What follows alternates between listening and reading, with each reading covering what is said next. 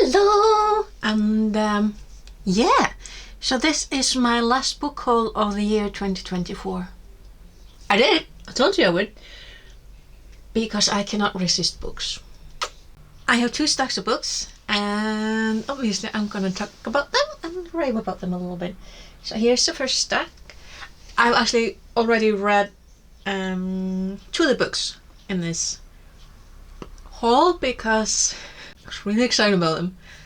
The first one is bought because of Gavin Reads It All. I mean, when you talk about influencers, book influencers, reading influencers are the best. Honestly, it's by Sadie Mother Horror Hartman. It's 101 horror books to read before you're murdered. I've tapped this one. As you can see, these are the 3 that I've all actually read. I'm not big on horror, but they're fascinating. So there are these 3 that I've already read, and then there's a couple up here that I'm actually interested in. That's like 8. I am not a fan of extreme horror, of gruesome, blood, violence, no. Psychological, fantastical, paranormal, absolutely. Give me ghosts, give me folklore, give me monsters, give me something like that. That's more it's more where my interest lies. Perhaps it's cultural, who knows. But this one, it's a quick read, and it's a really good read. Hartman is a good pen, a really good pen. It kind of feels like, now this is weird into a review, but honestly, even if you're not interested in horror, like yours truly, I mean for the most part, Hartman, this reads like sitting down with a friend that you haven't met in a while, and they just gush out their interest. I love that. I got 1 manga. That would be the Spy X Family 12th volume. Volume 12. English, I can do that. Oh, another. That's actually Gavin adjacent. So remember that video with, it was Gavin, it was Kayla from Books and Lala. I can't remember the name of the 3rd person, I'm so sorry. But I happened one day to just turn on my computer after working day, and I happened to come across a live stream. And it was those 3, and I'm real sure that I cannot remember who the 3rd person was. And they were talking about these 3 novellas that they had read and were going over together. And to my delight and surprise, one of the books that they held up and had read was by an Icelandic author, Hildur Knútsdóttir. Of course, in English translation is The Night Guest. This one came out in 2021. And I was really interested in, I mean, obviously being in Iceland, I'm like, this. So, I went and looked up more about the book. And the thing is, so you can see this cover, it's really pretty, it's really pink, it's got this wine glass, and it's got something written in the back. Looks like it has blood, so it's like a night guest. It's an interesting title. However, I also got the original Icelandic, which came out in 2021. Why did I check? Just to be sure. And it's quite different. The cover is obviously a very different color. And these little dots, those are representing perhaps stars. Because the title here is Myrkrið milli stjarnanna, which means the darkness between the stars. This is a completely different title from The Night Guest. The darkness between the stars, The Night Guest. I mean, these do not look like the same book. This is not the same story. So I'm very, also, another thing that I noticed is the synopsis here is very different from the synopsis in Icelandic. They talk about completely different things. And I'm actually aiming to read both of these at some point and go over the differences between the original and the translation. And because I was very interested by the points that those you know, those three were bringing up in the live stream. It's like, what is the difference?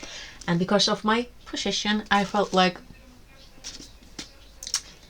why not buy books and use this like as an excuse? I believe now I've finished or completed my collection of Agatha Christie. I thought I had them all. It turns out I was missing one of the Tommy and Tuppence adventures. It's Partners in Crime. Said it's a Tommy and Tuppence one, so I need to find out how to get it into the shelf. Space, who needs it? And now, last three in the first pile. I'm on a bit of a witchy trend. I believe definitely start with my my aborted plans to read witchy books during the seasonal witch, which is August, September, October, November. I didn't know that, but that is literally apparently a seasonal witch. And anyway, so I started literally looking up what stories there are about witches, all kinds. The ones that I did read, I'm not that. Kind of feel like I managed to pick up not that very interesting witchy books this year. So I literally have plans for more witch books for 2025. I'm giving another shot in next season of witch. Because goodness gracious, I am so interested in everything to do with witches and magic and all that. So why cannot I can't find an interesting fictional book about witches? It's like, apart from Discworld. Got this one. And this is...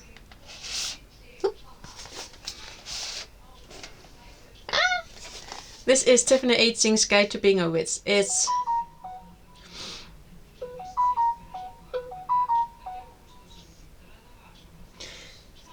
So this is obviously a Discworld novel.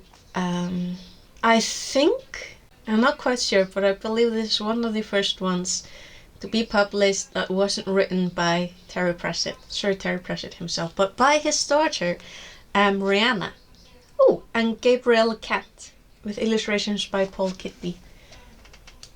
So, I feel good about this, because the last book that Sir Terry Pratchett wrote before his passing was a Tiffany Aching book, so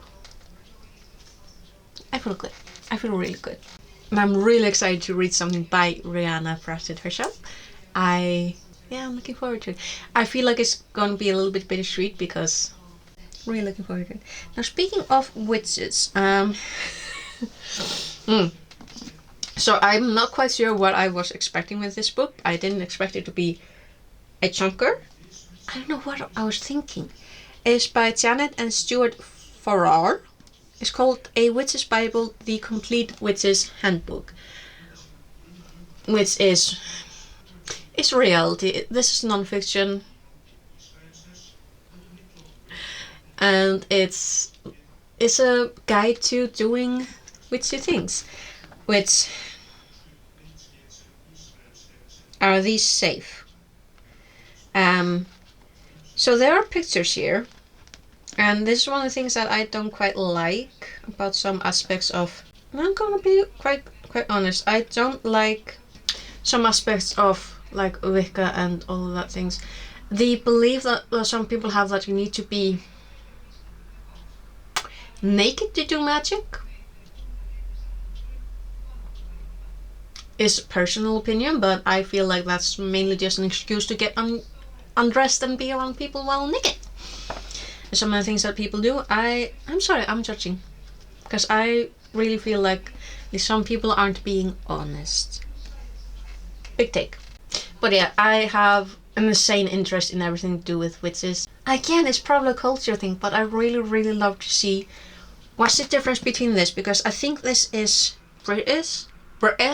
So what's the difference between like the UK or British modern day witchcraft versus the witchcraft here in Iceland? Like, because as far as I can remember, there have been no mention of witches and practitioner of magic here in Iceland going naked. So I'm just judging. Why do people get naked? I don't feel like it adds anything other than controversy and edginess. And I got another one, non-fiction about witches. It's by Marion Gibson, Witchcraft, A History in 13 Trials. So it's, as the title says, 13 trials featuring witchcraft. So really, again, I find it interesting because during that flood of witch hunting in Europe, there was witch hunting here in Iceland. I can't remember if there were 21 or 22 people who lost their lives to it. Of which there was one woman. The rest were men. It's not because Icelanders were some absolute feminists back in the day.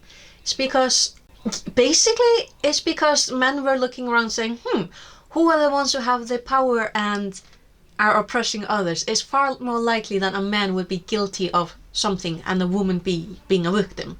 So yeah, I'm very interested. I am very interested in seeing just the cultural differences in how people have been treated, how people are expressing themselves. You know? It's a thing. Kvikindi. Now, on to the second pile, which is Christmas Murder and Mayhem. And I've already finished one of the books. So that would be Andreina Cordani, The 12 Days of Murder. Which I have to say, it's delightful. Like, there's a lot of deaths, whole lot of deaths. There's a group of people who are brought together in an isolated place that was literally picked because it's isolated and there's literally no cell phone connection. They can't go on the internet or anything. There's only a landline.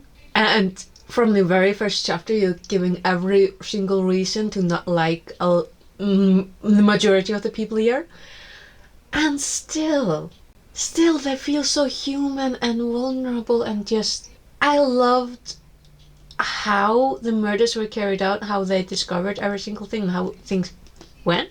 But I really love the fact that Cordani made me feel for the people that I was so prepared to just hate on. I'm not disappointed. I'm like, well, that's even better. Now, as you can see, I'll start on the second one. That would be Benjamin Stevenson's Everyone This Christmas Has a Secret. I only read the first 2 chapters and I'm like, if I had gotten this, if I had received this package earlier, I would have started on the first chapter on December the 1st and read a chapter a day leading up to the 24th, because goodness gracious, that's actually a recommendation in the prologue. I'm like, so basically this book is set up like a murder mystery advent calendar with 24, I believe, fairly short chapters. I've only read the first 2. I still haven't read the first one. Everyone in my family has killed someone. And I obviously haven't read the second one. Everyone on this train Everyone on this train is a suspect. But I really hope that I don't need to have read the first 2.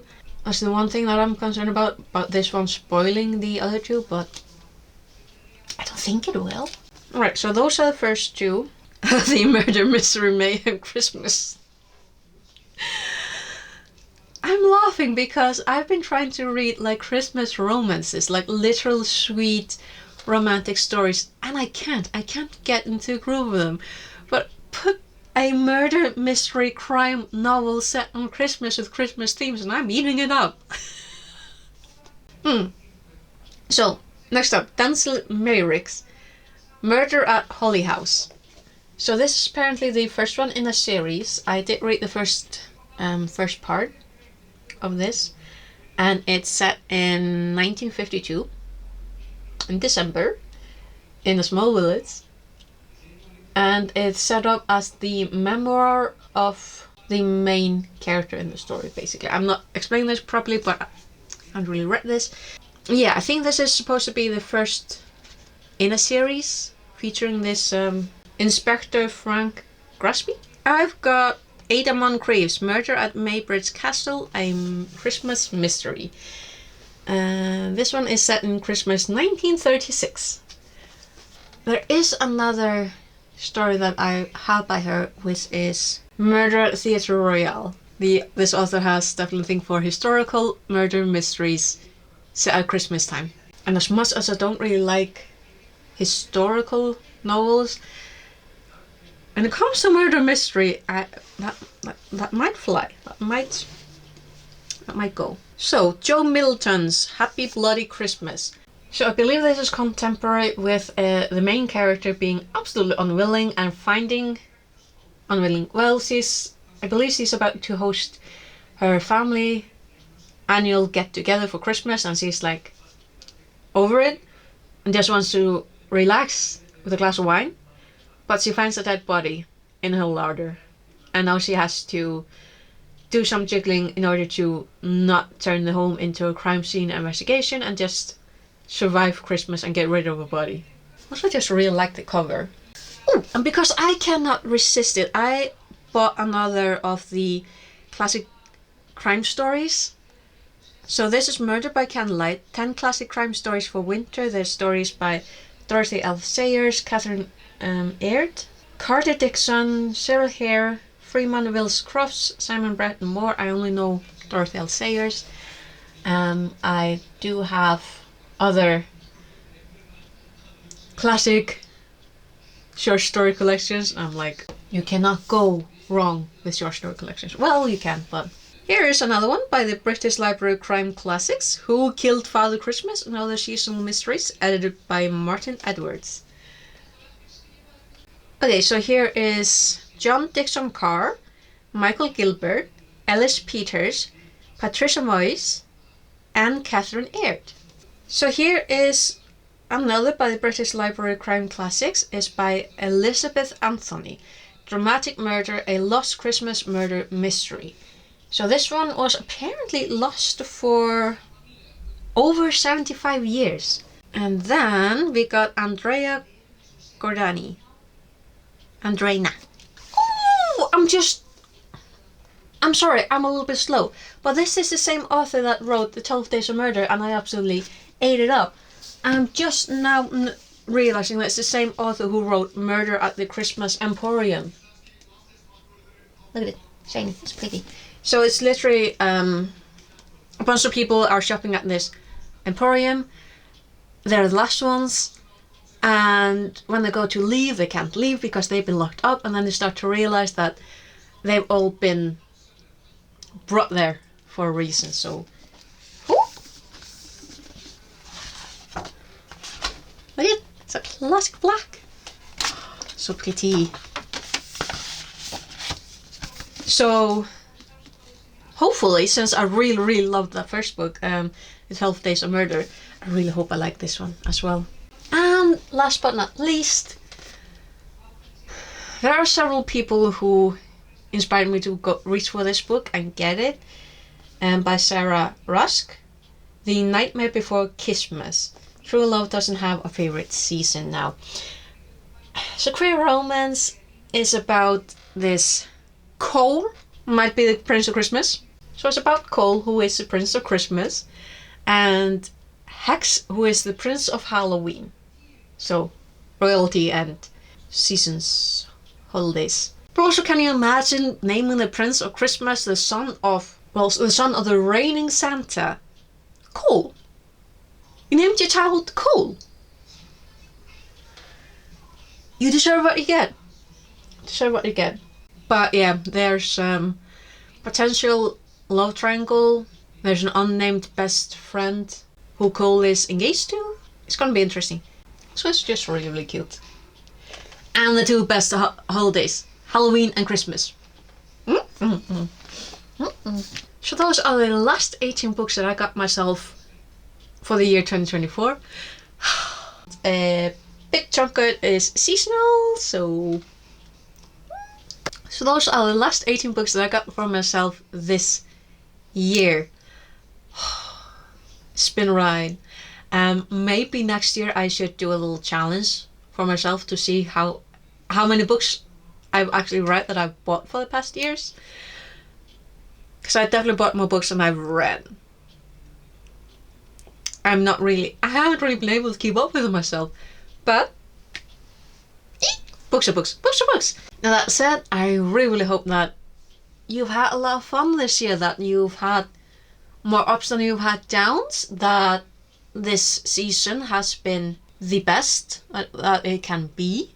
I really hope that you've had lots of good food, nice weather, that you got something that you really wanted, or at least very, very much needed. I hope you got at least one book, at the very least. So yeah, I will hopefully see you all again in the new year, and have fun then. I hope I'll see you again in the new year, in 2025. And yeah, until then, take care, have fun, and I'll see you. Okay, until then, bless, bless.